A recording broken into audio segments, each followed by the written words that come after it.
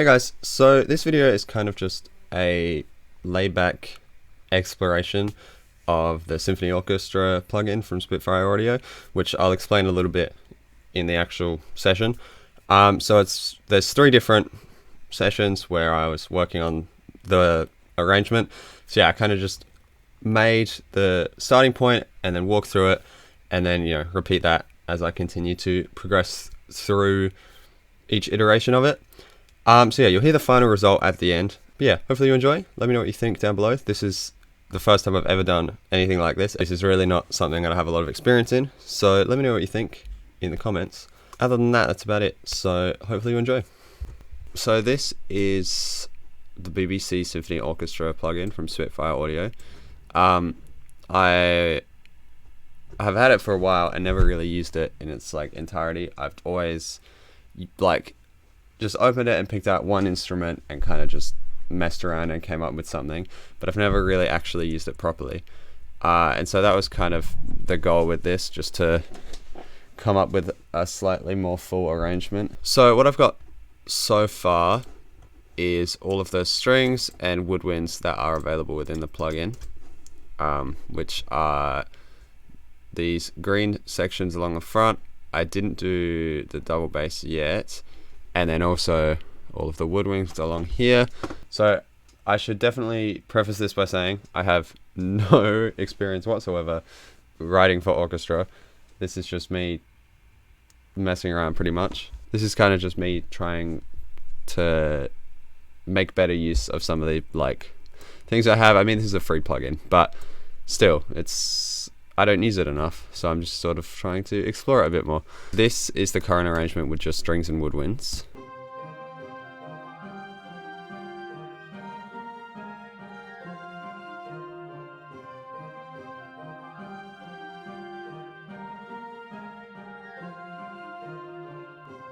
So many of the components just loop twice. Actually, all of them except for the violin, one of the violins. So really, it's a 4-bar loop, but this sort of line carries on over them. These were very much created in the order that you see here. I think I did these two first. So this was kind of the first lead line, this bassoon, with the cello kind of acting as a bass kind of element. Then bringing in another violin with the plucking sound, and this is up a fifth to start to build out some chords.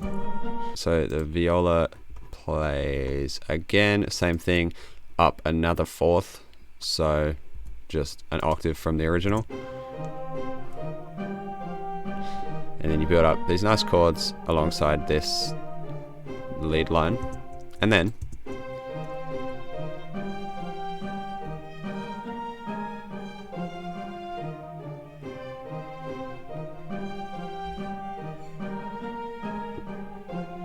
this is kind of just an extra little melodic section.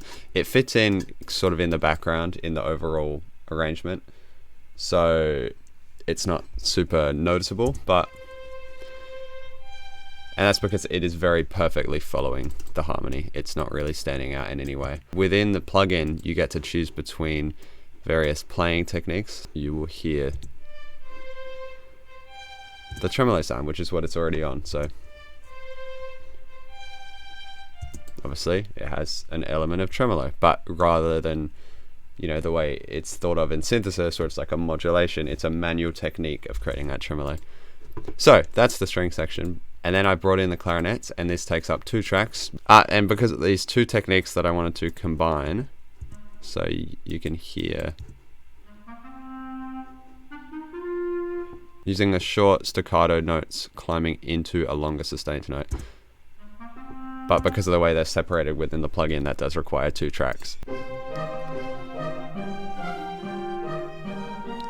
That's where we're at so far. It's starting to build up a lot. The next things that I added were these last 3 woodwind elements. So up until this point, I was kind of just coming up with individual ideas and then seeing how they fit. And then the last 3 I kind of thought about a little bit more in context. Oboe comes in, and this is these slowly transitioning chords.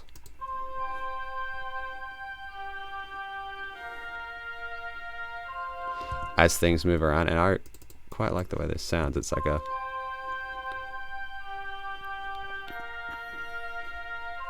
following the chords in a sort of movement, following the chords in a more moving way.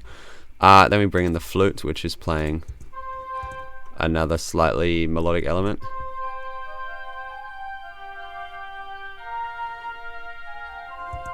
But this last bit, the descent, follows a few of the other instruments in what they play. It comes together at that end part of the loop.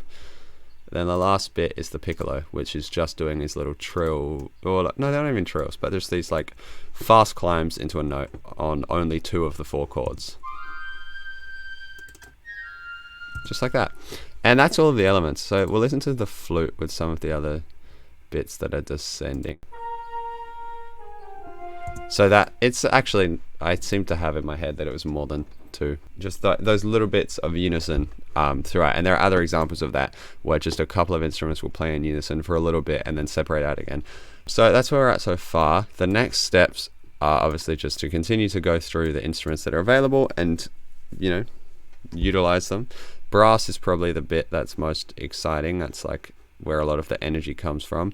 Percussion should be quite, you know, easy for me. That's my experience in like orchestral groups is all in percussion. So that's why my knowledge of this kind of stuff and the role of each instrument is more limited, because it doesn't have a lot to do with me in the percussion section. And then so that aspect should be a bit easier. But yeah, I'm excited for the brass section, and then also I'll add in the basses, and then maybe experiment with some percussion stuff. Alright, so the horns are finished. I did have to do them in a separate project because just of limitations. You know, free software. This is what they sound like by themselves, just all the horns.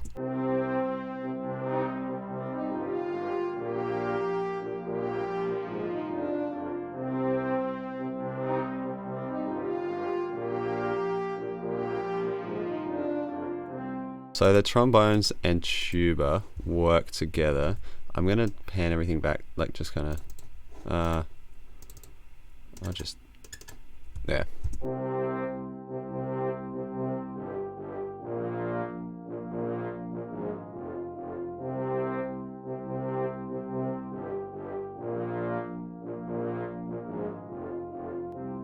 So they kind of work together to create that rhythmic layer. It's really cool. I like the different, like how it's obviously all the same notes, but going in different directions in different octaves. I think that they work together really well. Trumpets, again, I did the same thing as I did with the clarinet, where there's 2 techniques and I wanted to combine them both.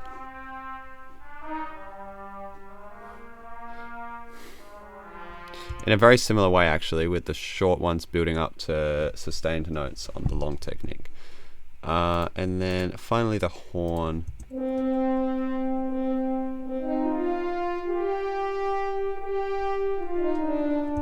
It's just a sort of lead line. And yeah, that's the horn section. It's really hard to work with like the combination in mind. So before I move on to the last bits, which is just the string bass and the percussion, I'm going to export. I think it makes the most sense to export this one and just drop it into a track on the other one, and then we can listen to everything. So let's do that super quick.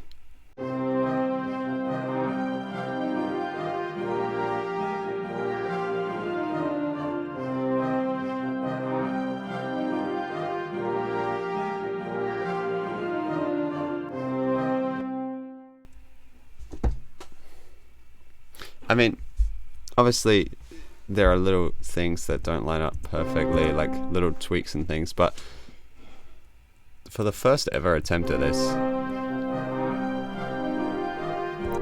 I'm pretty happy with that. So we're going to move on now to those last couple of elements, and then we'll see what we end up with.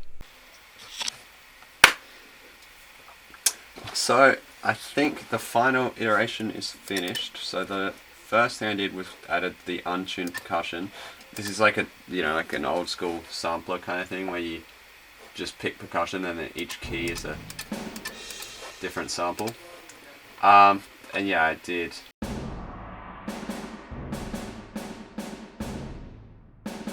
bass drums on each one. This snare follows the pattern of these that I talked about before. So that's like the strong rhythmic element in the, across everything. And then there's also the gong as well. And then we added a glockenspiel as well. Slow arpeggios, moving with each key change, not chord change, and then it speeds up at the very end. Then, so this whole like half of the arrangement sounds like this.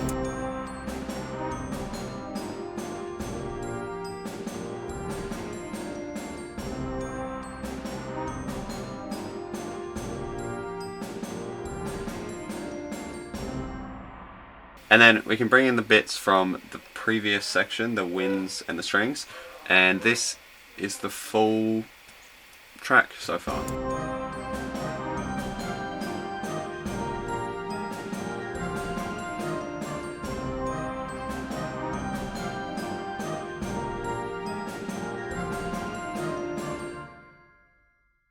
I think that's pretty cool. I mean, as I continue to say, I don't know a lot about this sort of style and arranging for this kind of thing, and this is not an arrangement of an existing piece. This is just messing around, coming up with different things.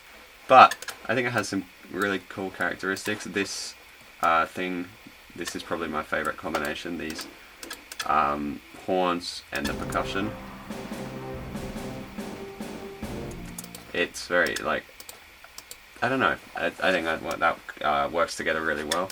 And then there are a few different melodic components, these horns, this trumpet, and then also this violin here, and the oboe is playing these chords, the bassoon as well.